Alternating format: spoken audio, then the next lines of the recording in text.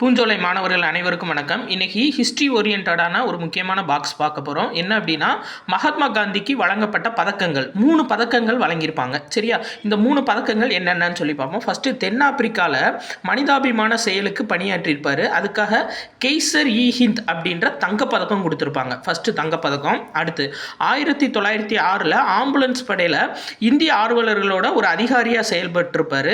அதனால ஜூலு போர் வெள்ளி பதக்கம் கொடுத்துருப்பாங்க. அப்போ ஆம்புலன்ஸ் உள்ளே ஏறினா ஜில்லுன்னு இருக்கும்ல, அப்போ ஆம்புலன்ஸ் படையில் இருந்ததுக்காக ஜூலு போர் வெள்ளி பதக்கம் கொடுத்துருக்காங்க. 2வது வெள்ளி பதக்கம். அடுத்து 3வது பாருங்கள், போயர் போர் நடக்கும்.